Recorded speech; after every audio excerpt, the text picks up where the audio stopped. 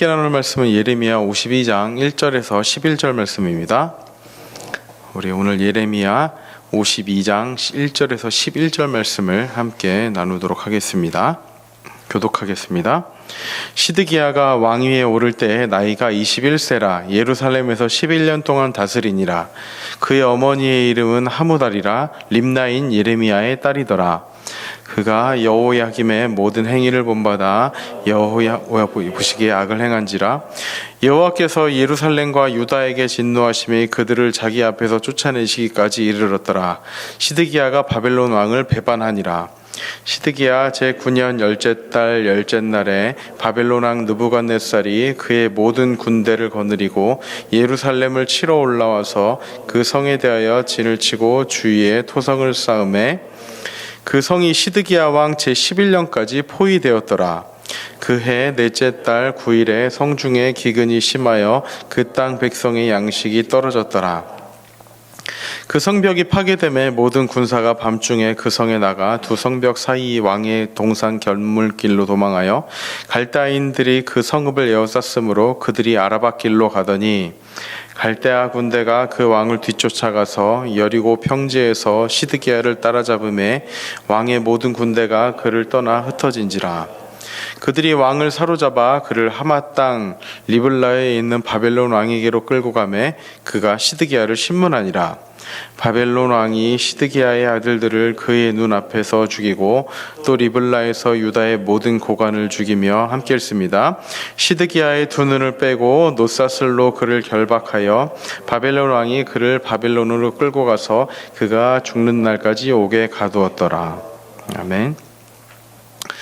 예레미야 52장은요 예레미야의 마지막 장이죠. 어떻게 보면 부록과도 같은 내용입니다. 열왕기하 24장 25장에 있는 그 말씀을 다시 한번 또 역사에 대한 그런 내용들을 기록하고 있고요.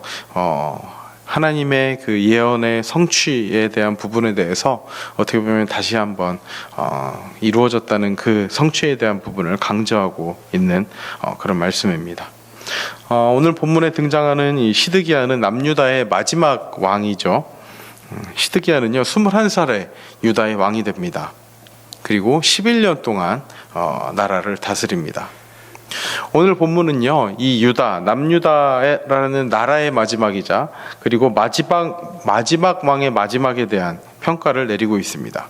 그 평가는 이렇습니다. 2절입니다. 그가 여호야김의 모든 행위를 본받아 여호와 보시기에 악을 행한지라. 시드기야는요 전전 왕이었던 여호야김의 모든 행위를 본받았다고 기록을 하고 있습니다. 그의 모든 악행을 본받은 거죠. 좋은 것을 본받은 것이 아니라 하나님 보시기에 그 악했던 그런 것들을 본받은 겁니다. 유다의 범죄는요 이렇게 계속해서 대를 이어서 쌓여져 오고 있습니다. 새로운 왕들은요 깊은 고민 없이 선대왕의 모습을 그대로 따라했습니다.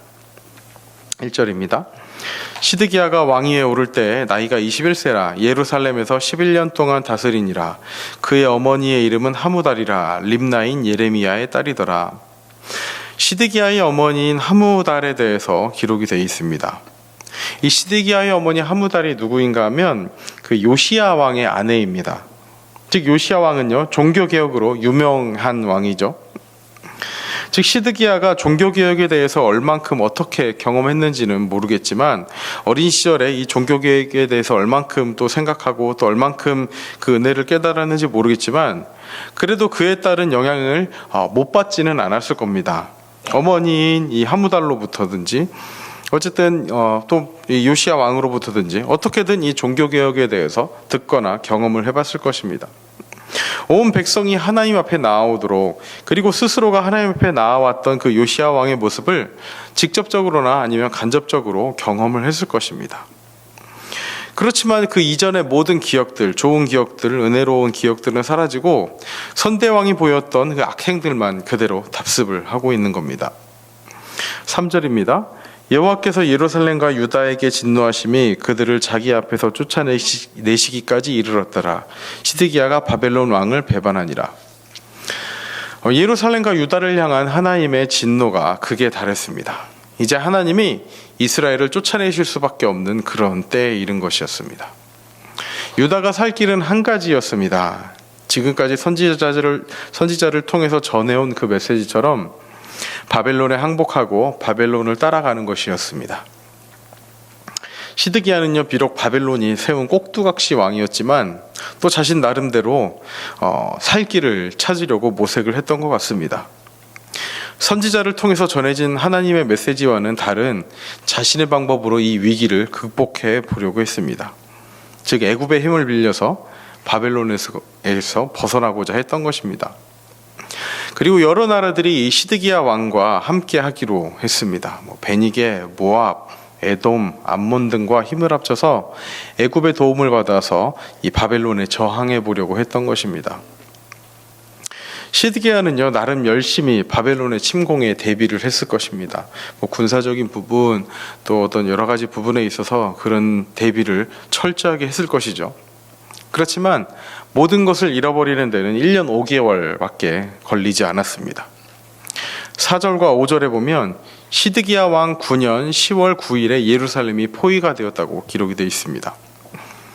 그리고 11년 4월 9일에 결국 함락됩니다. 6절입니다. 그해 넷째 달 9일에 성중의 기근이 심하여 그 땅 백성의 양식이 떨어졌더라. 이렇게 1년 5개월 동안 예루살렘 성이 포위가 되고 또 그 가운데 양식이 떨어지고 사기도 저하가 되고 또 백성들은 동요가 되고 그런 모든 힘든 상황들이 계속됐을 것입니다. 그리고 7절 앞부분에 기록된 것처럼 결국 성벽이 파괴가 되고 군사들은 도망을 갑니다. 함께 싸우자고 했던 동맹국들도 그리고 큰 나라였던 애굽도 전혀 도움이 되지 않았습니다. 이들이 1년 5개월 동안 지켜봐야 했던 것은 하나님의 말씀이 이루어지는 것, 그리고 자신들의 노력은 결국 허사라는 것, 이것이었을 것입니다. 결국 예루살렘의 성벽은 무너지고 군사들은 흩어져 버렸습니다. 그리고 시드기야 왕은 어떻게 되었습니까? 8절입니다. 갈대아 군대가 그 왕을 뒤쫓아가서 여리고 평지에서 시드기야를 따라잡음에 왕의 모든 군대가 그를 떠나 흩어진지라. 시드기야 왕은 멀리 도망가지도 못하고 여리고 평지에서 바벨론 군대에게 잡히고 말았습니다. 예레미야를 통해서 전해진 그 하나님의 말씀을 거부한 시드기야는 그가 의지했던 예루살렘 성도 그리고 성벽과 군대로 상징되는 왕권도 모두 박탈당하고 비참한 포로가 되고 말았습니다. 사실 시드기야에게 기회가 없었던 것은 아닙니다. 예레미야 38장 19절에 이런 말씀이 있습니다. 시드기야 왕이 예레미야에게 이르되, 예레미야를 만난 거죠. 예레미야를 통해서 그 메시지를 전하고 자신의 진심을 전한 겁니다. 나는 갈대아인에게 항복한 유다인을 두려워하노라. 염려하건대 갈대아인이 나를 그들의 손에 넘기면 그들이 나를 조롱할까 하노라 하는지라. 시드기야는 예레미야의 예언을 듣고 고민했습니다. 그렇지만 바벨론에 항복한 사람들에게 조롱을 받는 것이 두려워서 예레미야의 예언을 따르지 않았습니다. 바벨론에 항복하라는 그 메시지를 따르지 않는 거죠. 결국 시드기야 왕이 두려워했던 것이 무엇입니까? 사람들의 조롱, 그리고 자신의 선택에 대해서 어떤 결과가 나올 것인지에 대한 그런 여러 가지 두려움들이 존재했던 것입니다. 그런 두려움을 피하기 위해서 했어야 했던 것은 무엇입니까? 그런 사람들의 평가나 자신의 선택으로 말미암아 안 좋은 결론이 날 것에 대한 그런 두려움이 아니라 하나님을 두려워해야 했던 것입니다. 하나님을 두려워하는 것이 무엇입니까? 하나님의 말씀을 따르는 것입니다.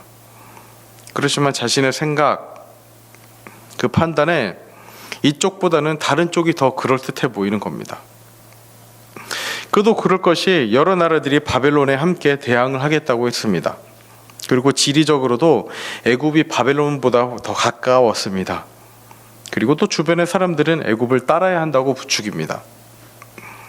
이처럼 주변의 모든 정황들을 계산해 보니까 선지자 예레미야를 통해서 그 주시는 그런 말씀보다 그냥 주변 사람들의 그 판단, 이야기, 그리고 나의 판단을 따르는 것이 더 합리적이고 더 좋은 결과를 가져올 것처럼 보였을 것입니다. 그렇지만 그 결국의 결론은 무엇입니까? 10절과 11절입니다. 바벨론 왕이 시드기야의 아들들을 그의 눈앞에서 죽이고 또 리블라에서 유다의 모든 고관들을 죽이며 시드기야의 두 눈을 빼고 노사슬로 그를 결박하여 바벨론 왕이 그를 바벨론으로 끌고 가서 그가 죽는 날까지 옥에 가두었더라. 시드기야는 포로로 잡힙니다. 그냥 단순히 포로로 잡힌 것이 아니라 두 눈이 뽑히고 맙니다. 그리고 그가 눈을 뜨고 있을 때 두 눈으로 봐야 했던 마지막 장면이 무엇입니까? 아들들이 죽는 장면이었습니다. 이렇게 아들들이 죽는 장면을 마지막으로 그는 두 눈이 뽑히고 맙니다. 고집스러웠던 왕 예레미야에게 살기등등했던 고관들, 대의로 뭉쳐 소리 높였던 그런 군인들, 그리고 거짓 선지자들 모두가 최후를 맞습니다. 모든 것이 하나님께서 말씀하신 대로 이루어졌습니다. 하나님의 뜻을 왜곡했던 자들, 그리고 어떻게든 하나님의 뜻이 이루어지지 않기 위해서 막으려 했던 자들의 노력은 모두 물거품이 되었습니다. 그리고 하나님의 말씀만이 그대로 이루어졌습니다. 말씀을 듣고 그 말씀을 온전히 따르는 것이 때로는 내키지 않을 때가 있습니다. 죄와 탐욕에 치우친 마음으로 하나님의 말씀을 대하기 때문일 것입니다. 그렇기 때문에 우리는 무엇이 옳은지, 무엇이 하나님께서 기뻐하시는 삶인지를 철저하게 분별해야 합니다. 종교개혁자들이 강조했던 것이 무엇입니까? 솔라 스크립투라, 오직 말씀, 오직 성경의 이 정신입니다. 오직 말씀만이 우리가 하나님의 보호하심 아래 살아갈 수 있게 도와주는 절대적인 원리입니다. 시드기야의 모습은요, 하나님의 말씀에서 떠난 자의 결론이 무엇인지를 우리에게 명확하게 보여줍니다. 말씀 앞에서 나의 모든 죄악된 생각들, 그리고 잘못된 습관들, 그리고 합리화하려는 나의 마음들, 이 모든 것들을 내려놓고 온전히 순종하는 저와 여러분들이 되시기를 바랍니다. 나의 전제들, 내 눈에 보기에 좋은 것들, 그런 모든 것들을 버리고 오직 하나님의 말씀만을 따라 살아가는 우리 모두의 삶 되시기를, 그리고 오늘 하루의 삶 되시기를 진심으로 소망합니다. 우리 다 함께 우리 기도하도록 하겠습니다. 이 시간 함께 기도할 때 주님, 말씀을 따르지 않는 자의 결말이 어떤 것인지 우리는 시드기야 왕을 통해서 보게 됩니다. 오직 말씀을 따르게 하시고 내 주변의 여러 가지 평가나 판단, 그리고 내 눈에 보기에 합리적으로 보이는 것들을 따르지 않게 하시고 오직 하나님 말씀을 따르는 우리의 삶이 되게 하여 주시옵소서. 그렇게 하나님의 말씀에 순종하는 오늘 하루의 삶 되게 하여 주시옵소서. 다 함께 기도하도록 하겠습니다. 기도합니다. 하나님 아버지, 이 시간 저희 삶을 주장하시고 인도하여 주시옵소서. 참으로 많은 생각들과 전제들 가지고 아버지 이 삶을 살아갑니다. 아버지, 정말 내 눈에 보기에 좋아 보이는 것들로 우리의 삶을 채워나가기 일쑤입니다. 하나님, 그렇지만 이 모든 것들이 잘못됐음을 오직 하나님 말씀만 따라가는 것이 아버지 우리의 삶 가운데 가장 행복하고 평안하고 안전한 길임을 잊지 않고 살아갈 수 있도록 인도하여 주시옵소서. 주여, 하나님의 말씀을 어떻게 해서든지 방해하고 막으려 했던 자들의 결말이 무엇인지를 우리가 오늘 말씀을 통해 봤습니다. 하나님 아버지, 저희 삶을 붙들어 주시고 아버지 정말 주님께서 주신 은혜로 말미암아 나아가는 우리의 삶 될 수 있도록 인도하여 주시옵소서. 아버지 정말 주님 귀한 말씀으로 살아갈 수 있도록 하나님 붙들어 주시옵시고 주시옵소서.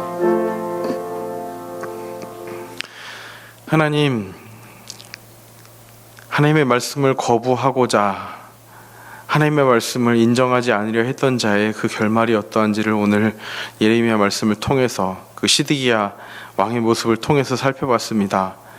하나님 아버지, 우리의 삶 가운데 내 눈에 보기에 좋은 것들을 버릴 수 있게 하여 주시옵소서.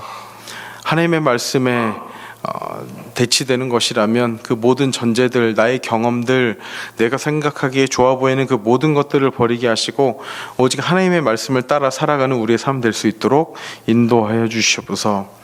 그렇게 주님을 따르는 길이 가장 안전한 길임을 기억하며 오늘 하루를 살아갈 수 있도록 인도하시고 말씀을 의지하여 언제나 항상 새 힘을 바라보며 나아가게 하여 주시옵소서.